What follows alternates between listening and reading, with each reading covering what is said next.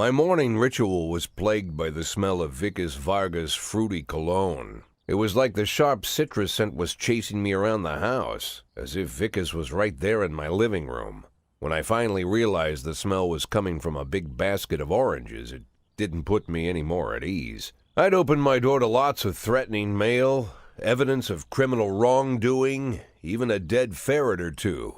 But fruit? Never.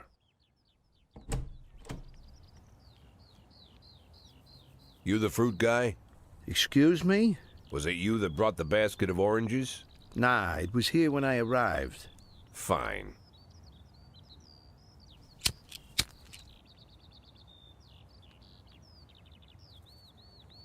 So who are you? Today, I'm your driver. And where are we driving? To work. That's it? Yeah, we have to make an important stop along the way. Where? The ranch. What ranch? Just the ranch. Fine. The morning seemed surreal, and I took in the magic. Why wreck it with meaningless chatter? As my tight-lipped chauffeur drove an hour through God knows where, I started to feel like I was in the middle of a bad dream, probably lying bloody and concussed in the alley behind the old Colony Club, my nose buried in a rotten orange peel. But no, this was no dream. The silence was real, the sound of the engine was real, the dust was real enough too. And there was the ranch over the horizon. It all seemed familiar. The Sand family's overbearing mansion has been the talk of the headlines for decades, but few have managed to get closer than a few miles. I guess I'm just lucky.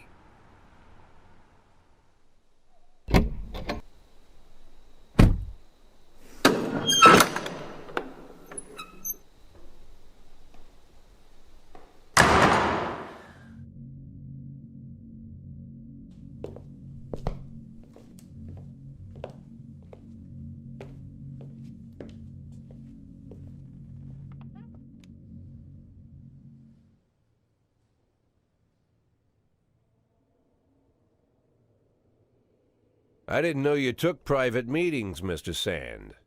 Only if I expect good company. I'm surprised my company ranks at all. Today, yes. Today is a special day. So it seems. Do you often go to the old Colony Club, Jack? Every week. Meet any interesting people there? As a rule, no. Sometimes you make a date, right? Sometimes make new friends. Sometimes, I guess. But that's not why I go. And why? I consider it a hobby. A hobby. Do you know anything about my hobbies? Well, judging by the half-dozen animal skins I stepped on walking over here, it's not much of a reach to say you like hunting. Love it. Well, I say that now. It seemed so tedious when I was a child. Took ever so long. But now I'm older. I've developed a new talent. What talent is that? Patience. The will to wait for the right moment. Let's say you want a deer. You know, you deserve it. You've even decided what dishes its meat will go to and where you'll mount its horns. But to get that deer, you've got to wait. To sit in the bushes and stay nice and quiet. Professional hunters will tell you that the hunt is a rare craft. There are many rules. It's shrouded in mystery and ancient skill. Well, that's all complete nonsense. To get a deer, you just sit on the sidelines for a long enough time, pinpoint the moment when it's finally time to shoot. I learned the talent, Jack, but not like you, oh, Jack. You truly are the master. I don't understand. Oh, come on, Jack. I know about the 500,000. I know your plan. Kendrick told me everything. Needless to say, I'm impressed. While some people learn to hold their breath for minutes on end and not to rustle the leaves too loudly, why you decided to just become the foliage. You turned yourself into a bush, surrounded by deer who've been so fruitfully multiplying for decades. But all this time you've held your rifle at the ready. Forgive an old man his imagery, Jack. I've the heart of a poet, I confess. Look, I don't know what was said between you and Kendrick, but it sounds like you got it wrong. Oh, I think I understand everything just fine. And I think we understand each other quite well. Jack, in the coming war, we'll make excellent partners. What war? One war falls upon every generation. My grandfather drove out the Ambersons back when he was 27. My father destroyed that psychopath gangster Maurice Bell when he was a sprightly 30. At 69, I'd begun to think my war had passed me over. But my time has come at last. Tomorrow Vickers Varga declares war, and I'm obliged to answer. So, we're talking about Varga now. I don't know how he thinks. I don't even know whether he plans his actions or not. I can't divine his purpose. Hell, I don't even know where he comes from. He's a man not of our breed, wouldn't you say? But when he arrived here, I invited him in, told him we could work together. An official invitation penned in my own hand and written on some very expensive paper. And can you imagine his reply? A fruit basket. What sense can be made of such a message? I guess it means whatever you want it to. Precisely. I'm late for work, Mr. Sand.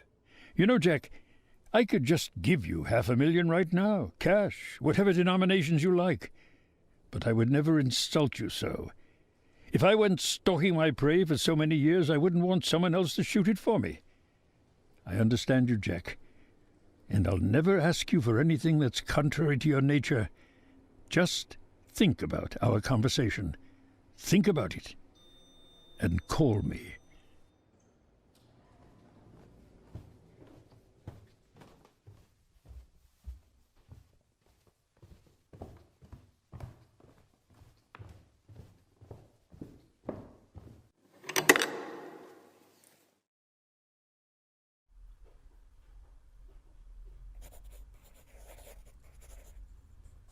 Like I said, it's a whole new life, and I've had to give up some old habits. One of them, keeping away from things that don't concern me. Now I can't afford the luxury. This spotlight I'm under, concerns is all I got.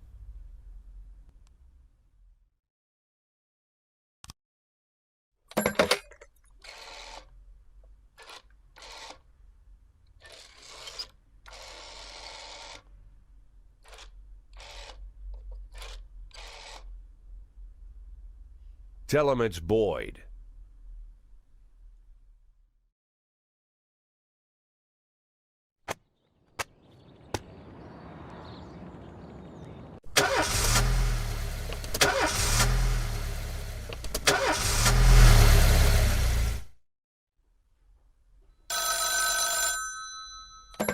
Boyd. Is everything okay, Jack? I'm not calling in the middle of a job. No, you're okay. Did you find her? Yes, I found her. Nothing shocking, don't worry. She's living with an insurance agent in the suburbs. He's 31 years old, recently divorced. He has a funny car, you know, like in that movie where that... Did you talk to her? Yeah, we talked. More like I talked and she basically cried. God, she hasn't cried so much since high school. You know, she was dating this boy from a restaurant and, what was his name? And so, Laura, she'll be back? Of course she'll be back. She just needs time. Time? You mean once she gets tired of screwing the insurance agent? Jack, you're talking about my daughter. Yeah, I know. I want to... Well, I just want her to come back as soon as possible. Don't worry, I'm with you. We just need a little patience. I know it's asking a lot, Jack, but you really just gotta be patient. Wait for my call. All right. Again, I'll wait for the call. Yes, understood. I know the situation is asking a lot from you too, Mrs. Markham. Thank you. And please, call me anytime. Jack? Yeah? You okay for money? Excuse me? Well, you know, where the papers were talking about your resignation, they said you and Laura were a little tight, and I thought maybe you'd... Good God. Jack? Jack?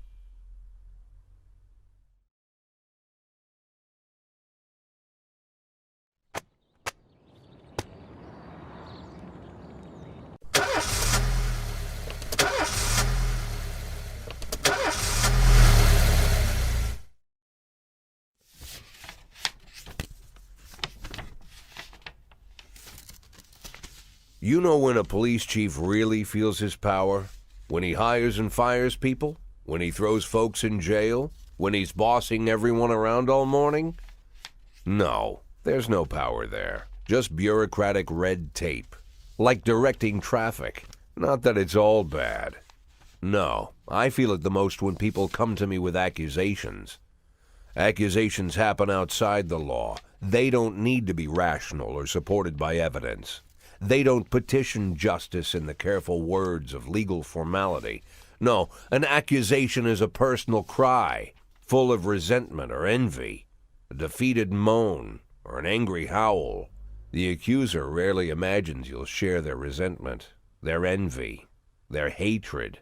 No, but they do imagine that your love of power is so strong that you'll leap to decide the fates of others, happy just to take someone's word for the facts. Businessmen accuse the gangsters blame our public figures denounce politicians, the politicians point to the businessmen.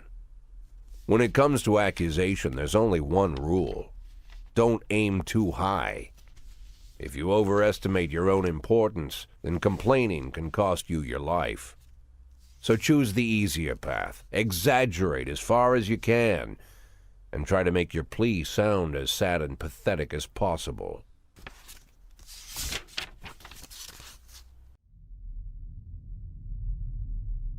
The accusation I received today sure didn't fit the normal mold. After killing Vikas Varga and routing his supporters, Sand further strengthened his already powerful authority. Even a month ago, anyone coming out against Sand would sound like a lunatic with a death wish. Today, it's the same thing as suicide. But the letter I'm holding in my hands directly connects Henry Sand, lieutenant of the Sand Mafia family, to the reported death of successful banker John Pazzi.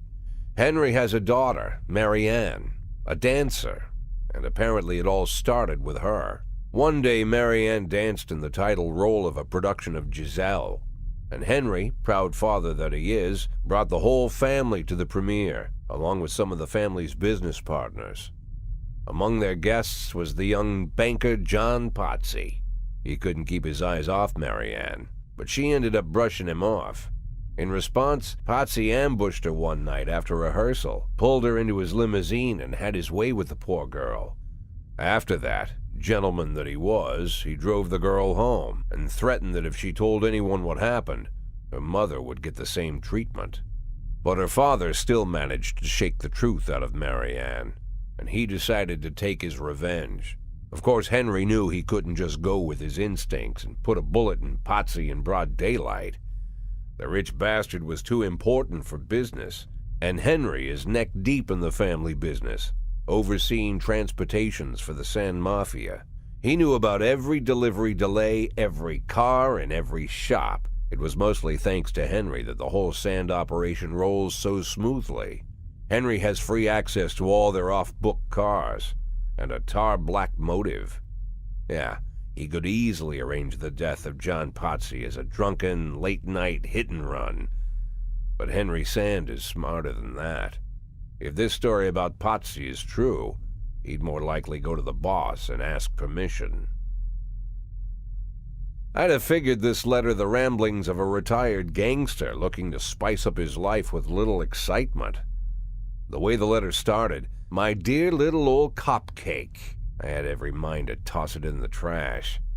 But something else got my attention. They're rarely ever signed, but this one ended Robespierre, and I doubt it's an imposter. No one would go against the most powerful group in the city, hoping to hide behind the name of some prankster clown. Like everyone else, I had no idea who Robespierre was or what he wanted. But there was no doubt that this guy was more than a little crazy. An arrogant psychopath. Could be dangerous. Definitely worth looking into.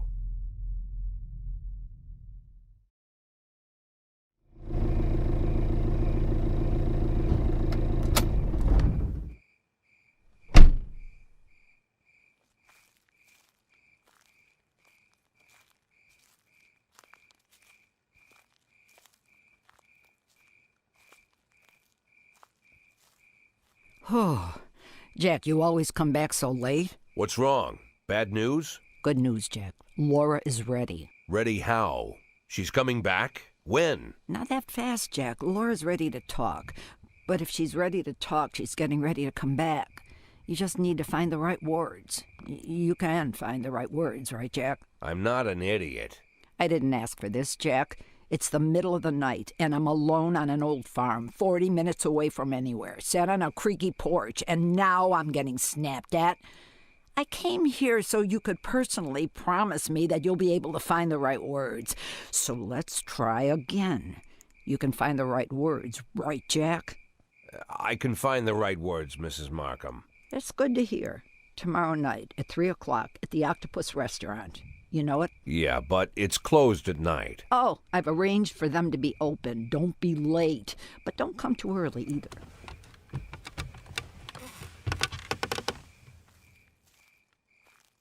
Mrs. Markham? Yeah? I should probably offer you some tea or something before you go. Do you have any tea? No. Good night, Jack.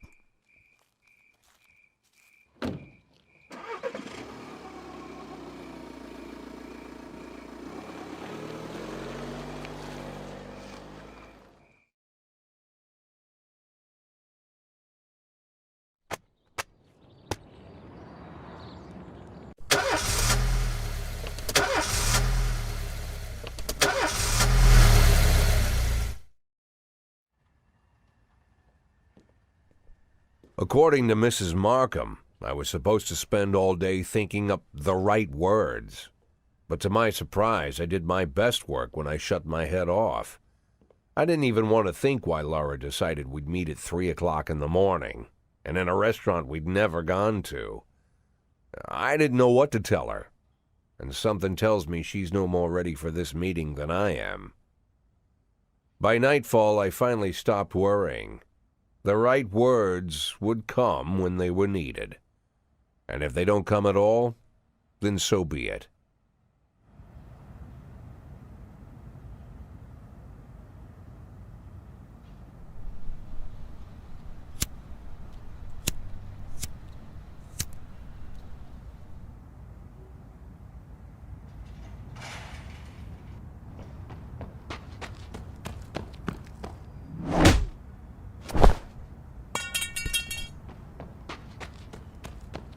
I've heard said, when you're knocked out by a single blow, you don't have time to feel any pain.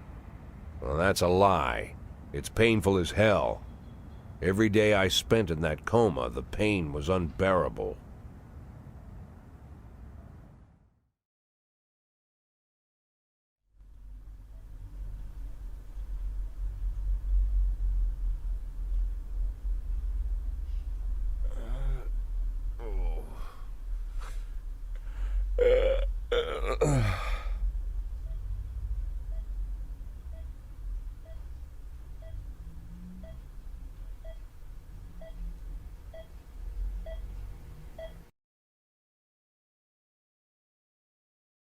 Yeah, I heard about that already.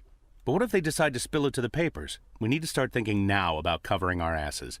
I know people who can deal with this, but they'll need at least a week. Plus, if we want to... Lieutenant Stat, I'm sorry to interrupt you, but I have Jack Boyd on the line. Who? Jack Boyd, sir. He's calling from the hospital. Gibson, I'll call you back. Don't do anything without my team. Jack, well, wow.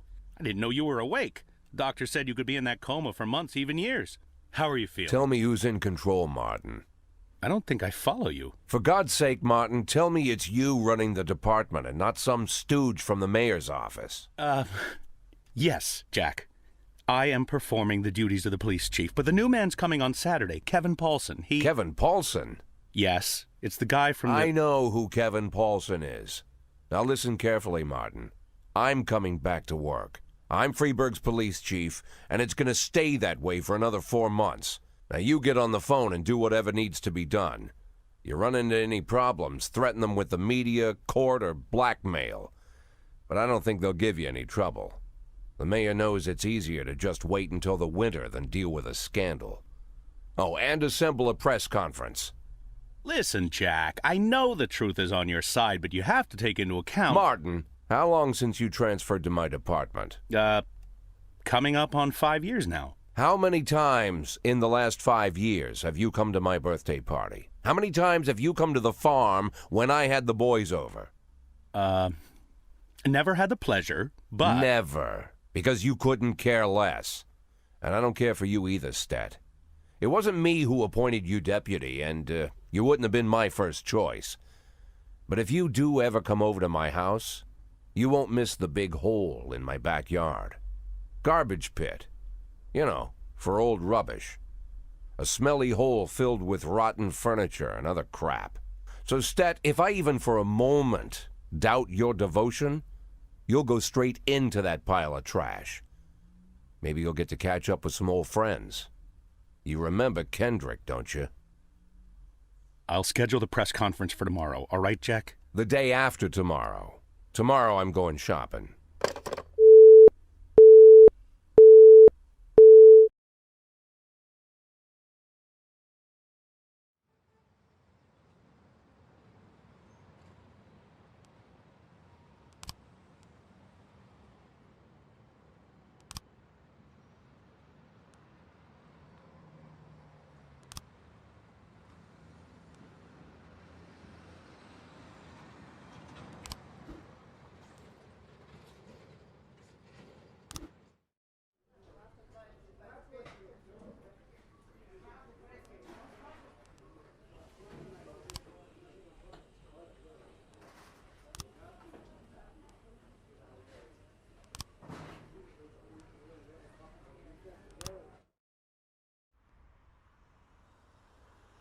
No, that would be too much.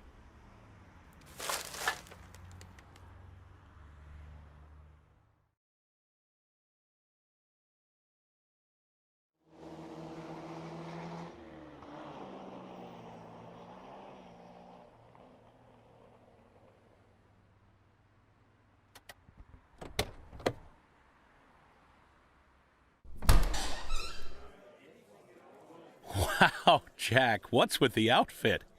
You planning on... The pit in the backyard, Martin. Always remember about the pit in the backyard.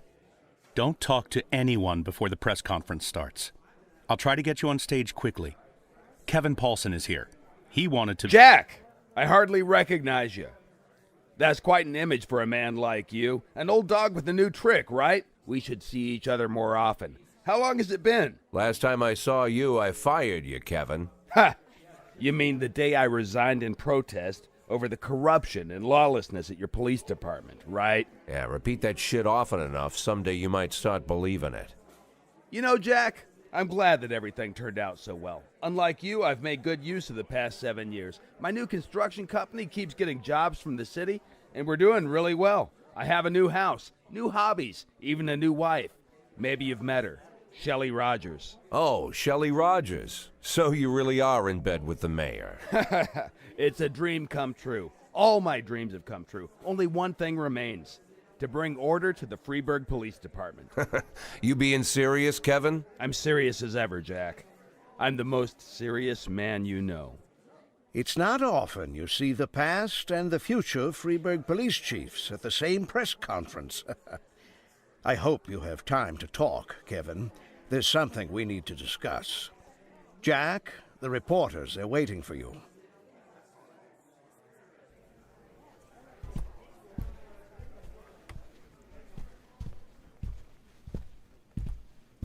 My retirement plan somehow just got turned into a circus.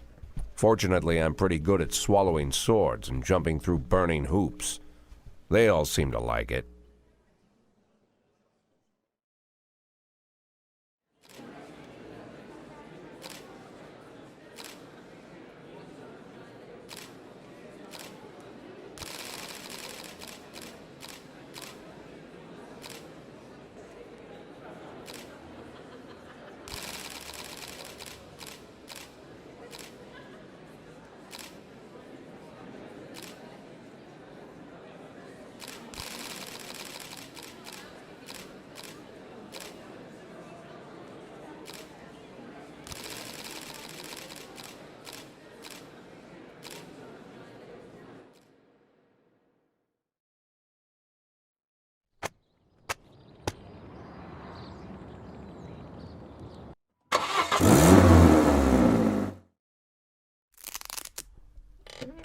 Impressive recovery, Mr. Boyd.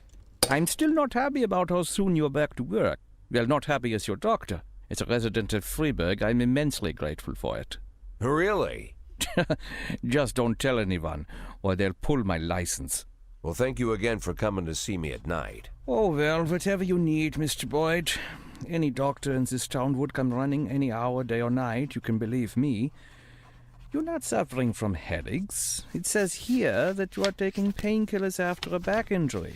But the prescribed dose is enough to... Dr. Krichinsky, you trust me? And, sorry? Do you trust me? In what way, Mr. Boyd? You think I'm an honest and reasonable man, Doctor? You're joking, Mr. Boyd. Thanks to you, my wife finally agreed to buy a house here, and we've decided to have children. Thanks to you, I'm not afraid to visit my patients at night. I think you are the most honest and reasonable person in the city, Mr. Boyd. Great. You see, Dr. Krichinsky, I'm an addict. Mr. Boyd, is... Well, not a drug addict in the way you might imagine. I'm not some weak-willed junkie. Sometimes I stay clean so long that the tablets stay locked in the barn so long they go past the expiration date. But there are less pleasant stories. You know what? Let's... I once took a whole bottle right there in the barn. Passed out in my own vomit. I almost choked. I fought the convulsions, somehow managed to break 4 ribs. For 2 weeks, my chest was so sore I wanted to die. But for those 2 weeks, I kept swallowing pills. Couldn't stop. If you want, I could... I once took a dose right before a party at home. My wife Laura had some old friends over from college. I didn't take that many, maybe 5 or 6 pills, but it felt like I'd taken a few hundred. I passed out while I was carrying a tray of drinks. On the way down, I knocked over a set of Laura's scented candles. The house almost burned down. The repairs took a good chunk from our savings. Mr. Boyd, if you'll allow me, I'd just... As you can see, Doctor, I'm well aware of the seriousness of the situation and the possible consequences. But sometimes I need the pills. I don't use the word lightly. Sometimes I've got to work on cases with more energy than I've got. I can't do it without 'em. And I know you want me doing my job. So tomorrow I want you to come here and bring me some tablets. Lots of tablets. 10 bottles. No, better 15. Yeah, 15 bottles. The next 3 months are going to be extremely difficult, Doc. I would like to discuss your... You'll bring the pills, Doctor? Yes, Mr. Boyd. Yes. Very good. Look, I don't want to trouble you any further. I bet your family doesn't like you running away with me at night. I'd bet they'd rather I was still in that coma.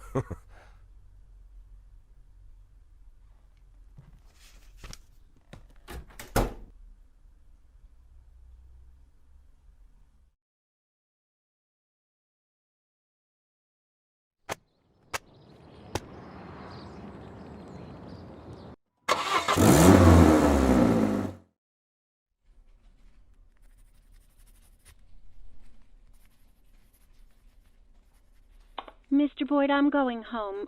Do you need anything? Oh, no, don't go. I need to talk to you. I won't keep you long. I just need to make one phone call and I'll be right out, okay? Of course, Mr. Boyd.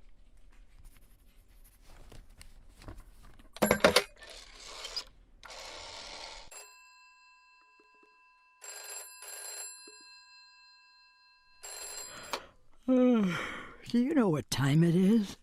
I didn't mean, well, maybe I did. Guess I'm a son of a bitch. Jack? Good Lord, Jack, I wanted to talk to you. Was wondering if you'd call. How do you feel? I'm good, Mrs. Markham. Better than ever. The back pain is gone, the insomnia is gone, my hair is growing back, and my pathological indecisiveness seems to have run off somewhere. Jack, if you think I had anything to do with that... I'll waste no more time trying to think, Mrs. Markham. Every second counts. There's a lot to do. And one of those things is finding Laura. Jack, your tone is scaring me. Good. Turns out I have a knack for that. scaring people. So, Mrs. Markham, I'm going to look for my wife, and if you somehow get in my way, I'll send a special squad to your house. First they'll throw your dog in the fire, then they'll arrest you for prostitution. What? What the prostitution? Sometimes it's necessary to invent charges. It's not like I can arrest you for being an unbearable bitch.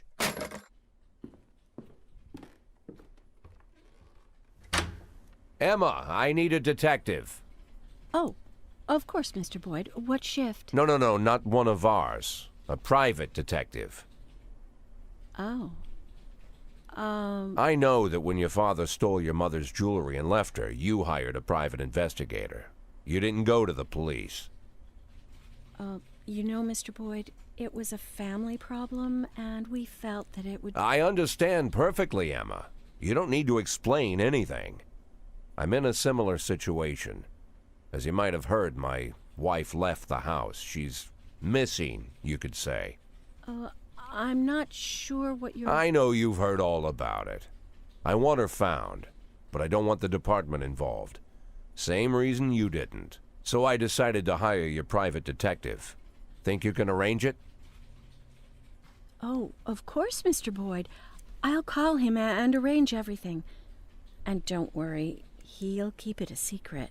Fine. What do you need from me? Well, just gather all the information that might be useful and put it in an envelope, bring it to me, and I'll take it to him. Good. Okay, take the day off tomorrow and get a good night's sleep. The day after tomorrow, I'll have that envelope for you.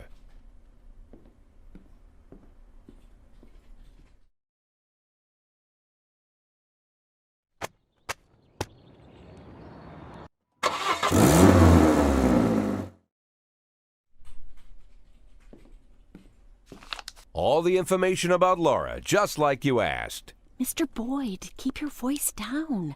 Someone could be listening. Oh, I'm sorry, Emma. It's my first time doing something like this. Here's the envelope. Everything's in there. Fine. Mr. Boyd, please write for Mr. Fry on this envelope and drop it in the mailbox across the street. What? I don't want this handled like it's some kind of game. Mr. Boyd, those are the rules. Now please, lower your voice. Fine. Okay, Emma. I'll put this envelope in the mailbox across the street, just like you said. Wonder how that damn Mr. Fry is going to get an envelope out of the mailbox. Talking to yourself, Mr. Boyd? And we thought we'd have to catch you at the police station. But it turns out Jack Boyd has come down to meet us personally. Do you know why we're here, Mr. Boyd? I don't even know who you are. My name is Eugene Chaffee. I'm a businessman. Rather, a restaurateur. Although I usually tell everyone I'm a businessman. Which sounds better? Businessman or restaurateur? Oh, I think I've heard of you. You have a restaurant and a slaughterhouse. And you serve refried veal steaks. Well, refried veal steaks isn't my only business, but perhaps it's what I'm best known for. I thought it was time we meet, Mr. Boyd, and my friend here. I believe you're already acquainted. His name is Troy Starr. Never heard of him. So what do you want, Mr. Chaffee? Looking for a spokesman for your beef products? I recently changed my image and my hair. Eugene and I really want to help you, Mr. Boyd. Although after our phone call, I've had my doubts. I was making love to my wife, and you called me and told me to fuck myself. That kind of behavior is rude and inappropriate, Mr. Boyd. I didn't mean to offend you, Mr. Starr. Just thumbing my nose at that prick mayor of ours. You keep making love to your wife, or did I ruin the mood? There's a nice cafe around the corner. Spare us a couple of minutes of your time, Mr. Boyd. Lately, I've been so busy that I rarely get to sit and relax in such a nice place, and with such interesting company.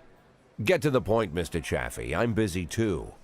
In fact, I think I hear some teenagers next door robbing and raping an old woman. Maybe she's your aunt.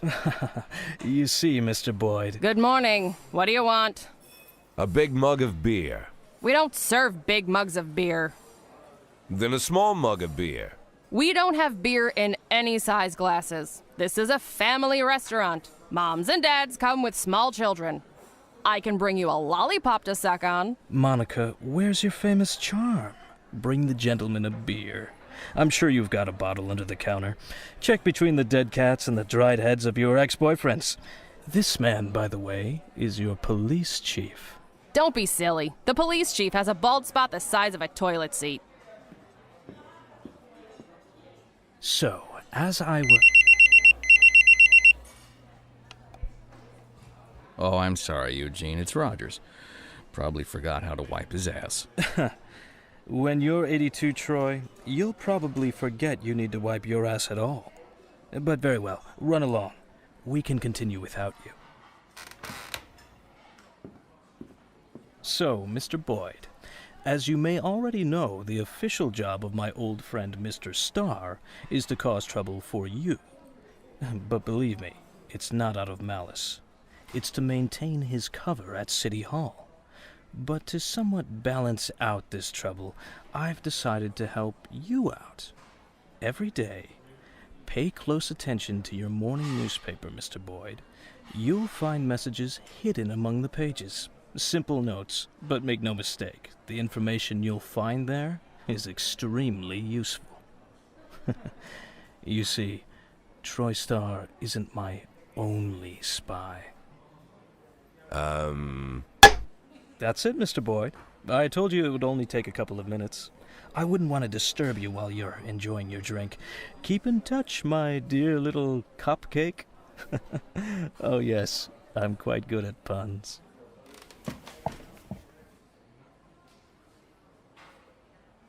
Never imagined what meeting Robespierre would be like, but I certainly didn't figure the first thing he'd do was buy me a drink. Getting them to serve a beer at a family cafe? And this Robespierre has some strange superpowers. Strange, but not entirely useless.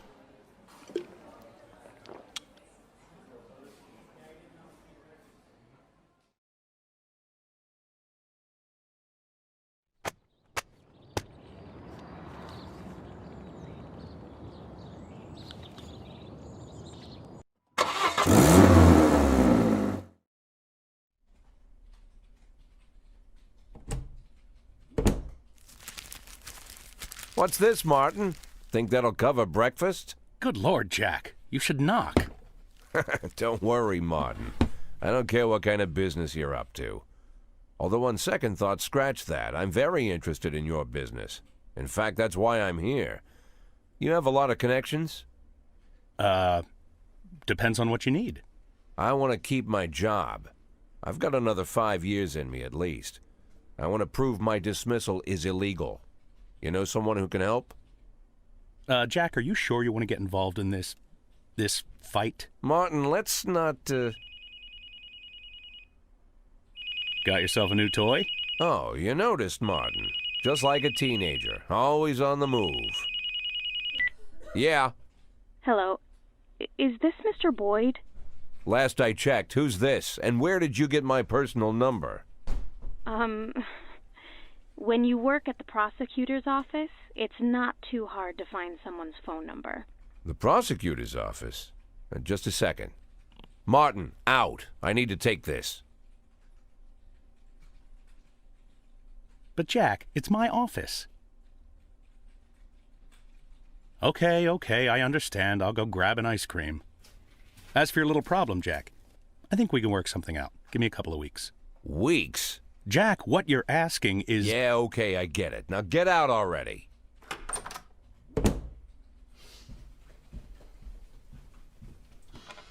I'm sorry, what'd you say your name was?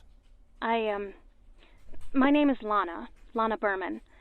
I'm the deputy prosecutor of Freeburg. Well, one of the deputies. Not even the first deputy, to tell you the truth. How can I help you, Miss Berman? I don't know how to say this, Mr. Boyd. You see, Mr. Boyd, I'm in line to be the next prosecutor of Freeburg, and apparently that's happening quite soon. Soon? Shea Broom was just re-elected for a new term. Yes, but she'll be resigning in February. She's suffering from a heart condition, so she's chosen a replacement to carry out her term, and she chose me. You have no idea of the scandal, Mr. Boyd. I've only been at the prosecutor's office for half a year, and she chose me. It's incredible. That really is unbelievable, Miss Berman. But what's it got to do with me? Well, I understand how this call would seem strange to you, Mr. Boyd, but Mrs. Broom said she said that you have a lot going on, but you're the most honest official in the city. And if I really want to change the city for the better, and I swear that's what I want, then I should meet you. I'm afraid Mrs. Broom was exaggerating. Oh, believe me, Mr. Boyd, Mrs. Broom is not one to exaggerate. I'm sorry, Mr. Boyd, I need to run. Do you mind if I call you later? Do I mind? Let me think. No, I don't mind, Miss Berman. Thank you, Mr. Boyd.